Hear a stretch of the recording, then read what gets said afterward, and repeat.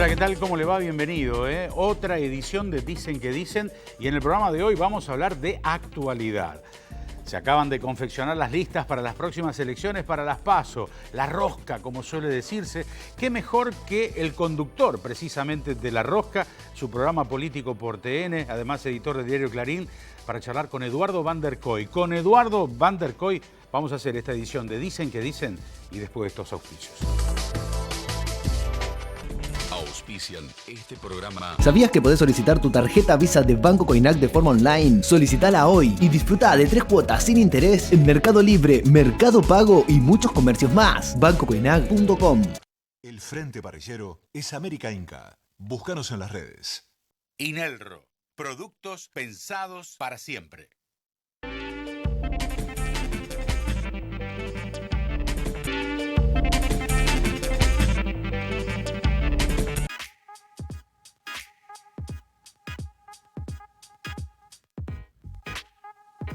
Grupo Petersen, desde 1920, construyendo el país.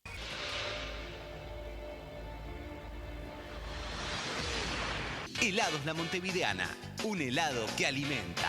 Asegurate en la segunda, donde lo primero sos vos. Confía en el Grupo Asegurador La Segunda. Marmolería Aguinaga, 30 años en el mercado santafesino. Gutenberg 1634. Digital Sport, shopping online, artículos deportivos y de moda. digitalsport.com.ar. Encontrá lo que necesitas en Vidrieras en Red, Municipalidad de Rosario. Matievich, 30 años al servicio de supermercados y matarifes de todo el país. En MSR, convertimos sueños en dueños. Ingresá a www.msrconstructora.com.ar. Vegetales en las salchichas. Espinaca natural en las salchichas de siempre. Nuevas salchichas Paladini con espinaca. Todos contentos. Patrullamos para protegerte. Porque la seguridad dejó de ser una simple alarma. Blindaje. www.blindajeseguridad.com.ar. Myers Climatización, sistemas de calefacción por agua, calderas y radiadores. El invitado de hoy, Eduardo Van der Kooi, participó en 1998 en la confección de un libro sobre los 15 años de democracia. Intervino con un trabajo sobre la crisis del año 2001, que editó también como libro el diario La Gaceta de Tucumán, articulista del diario La Vanguardia de Barcelona sobre temas políticos del Cono Sur, junto a Rafael Bielsa, actual embajador en Chile. Editó 2 versiones de un libro de cuentos y relatos de vida y de fútbol.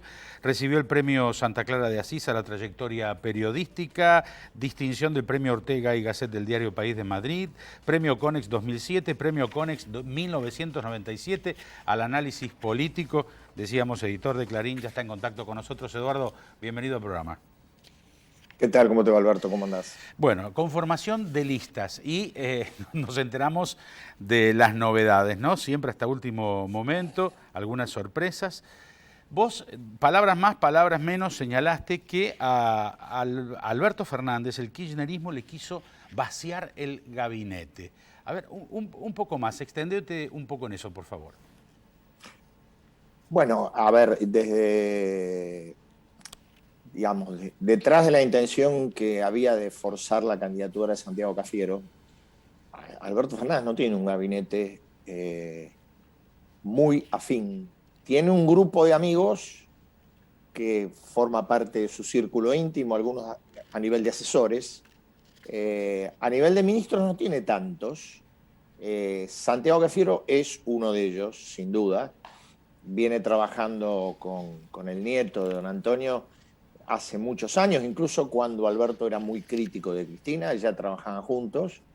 Y es una persona de absoluta confianza del presidente. Después uno puede discutir desde el lugar en que está uno cuánta utilidad política o no utilidad política tiene, pero bueno, para él representaba una herramienta casi simbólica de el poder dentro del Ejecutivo. Durante muchos días hubo una fuerte presión del kirchnerismo, particularmente de Máximo Kirchner. Massa se acoplaba circunstancialmente para proponer que Santiago Cafiero fuera la primera figura, es decir, que ocupara el lugar de Victoria Tolosa Paz en la lista de candidatos a la provincia de Buenos Aires. Esto hubiera significado, obviamente, la vacancia de la jefatura de gabinete, hubiera significado buscar un reemplazante, se lo acercaron también, que es un hombre que es afín al presidente, es Gabriel Catopodis, el ministro de Obras Públicas. Pero bueno, claro, detrás de eso había otras cosas que era, por ejemplo, dejar obras públicas vacantes, transformar a Ferraresi en un hombre de mayor poder político que el que soy manejando el Ministerio de Hábitat y de Territorio de Vivienda y Hábitat. Digo, una serie de jugadas que indudablemente hubieran significado, por lo menos en lo simbólico, porque repito, yo no sé cuánto en términos de poder político, de músculo político representa Cafiero, pero sí simbólicamente que el presidente hubiese sufrido antes de las elecciones un intento de vaciamiento de su gabinete. Algunos ministros se van a ir, el caso más, yo creo que el caso más simbólico es el de Daniel Arroyo, que fue un hombre llevado por Alberto con mucho entusiasmo al Ministerio de Desarrollo Social. Otro va a ser previsiblemente Agustín Rossi, pero Agustín Rossi, digamos, es y no es cercano al presidente, no es un hombre del riñón, se acercó en los últimos tiempos. Daniel Arroyo venía trabajando con Sergio Massa y con Alberto después hace mucho tiempo. Es decir, ahí estuvo sintetizada un poco la previa de la conformación de listas, sobre todo de provincia de Buenos Aires. El presidente logró finalmente colocar su representante como número 1, que es Victoria Tolosa Paz. Logró también colocar dos nombres que son también parcialmente afines a él, no digo absolutamente. Es difícil dentro del Frente de Todos decir este es absolutamente, salvo cuando entras en territorio kirchnerista, que ahí sí hay cosas que están muy definidas. Pero logró colocar a Leandro Santoro y Gisela Marciota como candidatos primero y segundo en la ciudad. Y eso un poco me parece que lo ayudó en esta instancia a salvar la ropa. Digo, bueno, quisieron vaciarlo, resistió, colocó ciudad y provincia de Buenos Aires algunos de los candidatos que él quería. Tregua, digo yo,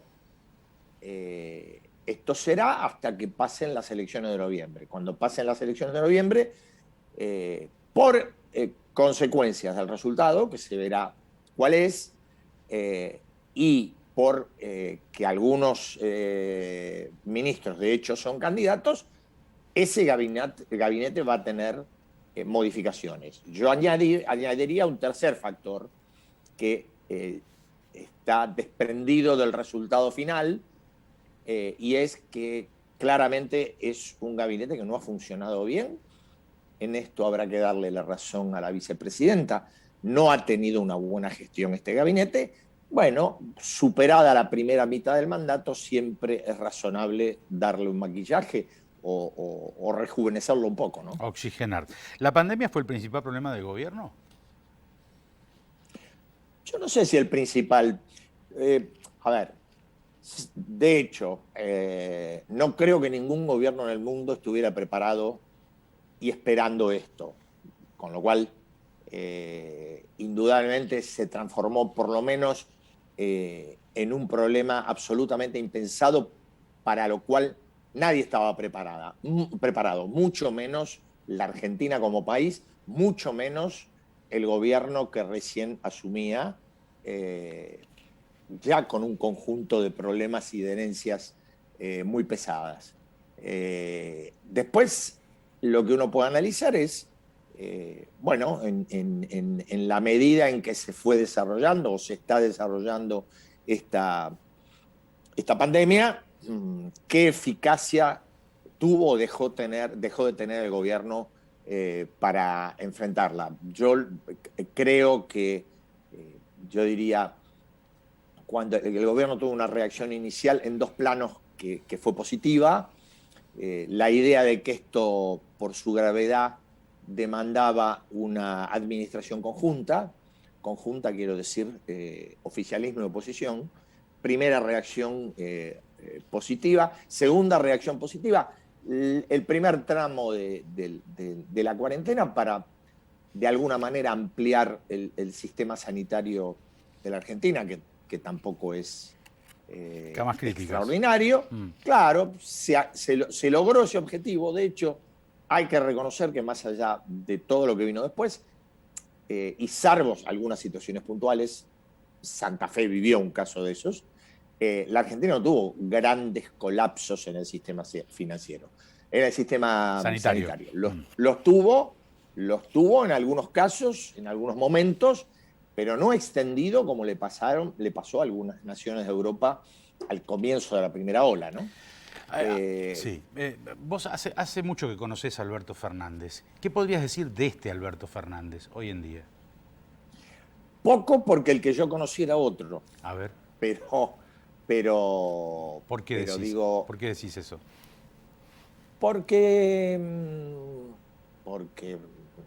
Primero porque no comulgaba te diría, prácticamente con nada la vicepresidenta. Que lo diga yo no es ninguna novedad ni significa nada. Me parece que está hoy la memoria de lo que es los sistemas digitales, te dejan al desnudo cualquier cosa, ¿no? El archivo famoso. Claro, de lo que decía el presidente 2 años antes de iniciar la reconciliación con Cristina, a lo que dice hoy hay una diferencia abismal.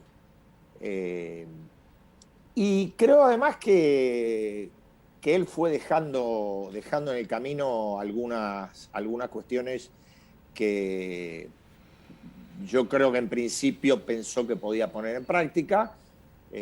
Por ejemplo, la idea de que él iba a ser un presidente que iba a gobernar con los 24 gobernadores, pero bueno, a medida que empezó a funcionar el gobierno y que él observó cuáles eran los condicionamientos objetivos que tenía dentro del sistema de poder, todo eso lo fue abandonando. Pero digo, a veces quizá no de la persona a quien yo traté y conocí tantos años, y sigo conociendo, por supuesto, lo más llamativo para mí, quizás no es lo más importante, pero sí lo más llamativo es este acting compulsivo para declarar sobre cualquier cosa en cualquier momento, acudiendo a argumentaciones que se ha demostrado infinidad de veces que son o equívocas o falaces. Equívocas porque sus errores... ¿Pero eso qué es? ¿Qué es? ¿Estrés? ¿Eso qué es? ¿Compulsión? Es difícil saber. Ya, te diría que entramos en un plano psicológico al cual no me animo, no porque no conozca algo, pero no me animo porque, si se quiere, es hablar sobre otra persona. Bien. Pero creo que hay mucho de eso, que hay un componente, obviamente que el poder produce muchas transformaciones, no es Alberto Fernández el primero que la sufre, y que hay un componente de transformación psicológica que él lo lleva de pronto a lo que hablábamos recién, a incursionar en terrenos o que no conoce o que conoce equivocadamente. Eduardo, a ver, Alberto, Kicillof y Rodríguez Larreta se mostraban juntos. Esa imagen ya no es posible, ¿no? No, definitivamente no. La de Kicillof con Alberto, sí. Pero esa imagen que fue la mejor, sin dudas, de este gobierno, y yo creo que fue la mejor de muchos años, ¿no? Porque tampoco el macrismo hizo eso, mucho menos el kirchnerismo de los mandatos de Cristina. Lo hizo una parte de Néstor Kirchner con la transversalidad y lo maquilló el propio Néstor Kirchner cuando le aconsejó a a Cristina que lo pusiera a Julio Cobos como candidato a vicepresidente. Pero eran simbolismos, ¿no? Digo, eso comparado, todo ese recorrido comparado con esos meses, no fueron muchos, pero fueron, esos meses de distintas fuerzas políticas ocupando un mismo lugar para abordar la crisis más importante global que ha tenido la Argentina, me parece que fue una de las mejores fotos, por lo menos que hubo desde el 2001 para acá. Bueno, la estamos viendo allí en cámara, ¿no? La vacuna, concretamente, la vacuna, ¿cuánto se está utilizando para esta campaña electoral? Oficialismo y oposición. Todos. La pandemia, diría yo, ¿no? Digo, la vacuna es el componente más, en este momento es el más importante, por supuesto.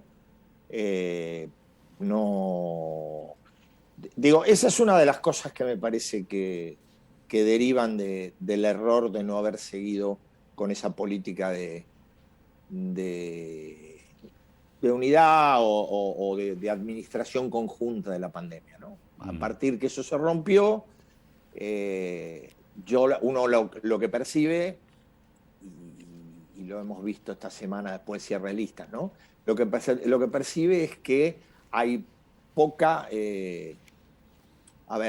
prurito de parte del conjunto de la clase dirigente cuando tiene que referirse a cuestiones que directa o indirectamente se vinculan con una tragedia tan tremenda como la que está viviendo el planeta con esta pandemia, ¿no?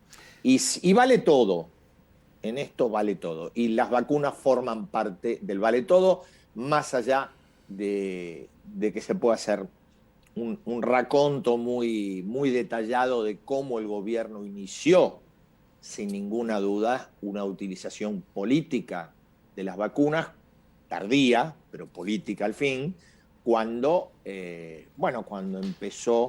mundo empezó a conocer que después de la primera hora venía la segunda y la única manera de enfrentarlo era mediante un sistema sanitario defensivo donde la vacuna era el elemento determinante.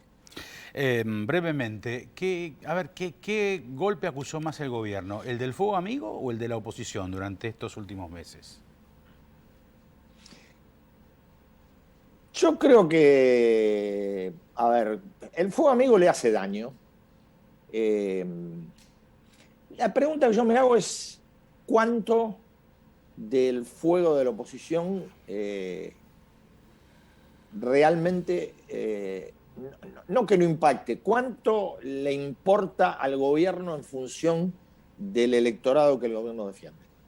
Entonces, no lo digo por el tema de la pandemia, porque la pandemia engloba a todos, pero digo, por ejemplo, cuando uno refiere a cuestiones institucionales, políticas, referidas a libertades, referidas a alineamientos internacionales, etcétera, etcétera, etcétera, sobre lo cual la oposición ha trabajado mucho, puede que afecte en algún sector de lo que uno llama el electorado independiente, pero yo creo que al sector incondicional que tiene el gobierno no lo afecta. Yo creo que no lo afecta y que sobre esas críticas, digo, si lo afectara tanto, el gobierno no se podría estar dando el lujo de omitir Venezuela, omitir Nicaragua, omitir Cuba recurrentemente, como lo ha hecho ayer de nuevo.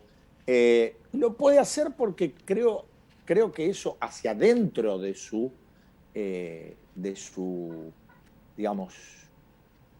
clientela política, no es clientela la palabra que más me guste, pero bueno, no produce daño, produce daño en otro sector al cual el gobierno, es cierto que gran parte de ese sector cree que lo ha perdido, pero que en algún punto algo va a necesitar para componer más o menos una elección que le permita salir bien en noviembre, ¿no? Eduardo, hacemos una pausa breve, ya volvemos, y vamos a hablar un poco de la oposición. Dale. Seguimos con Eduardo Van der Kooi, ya estamos.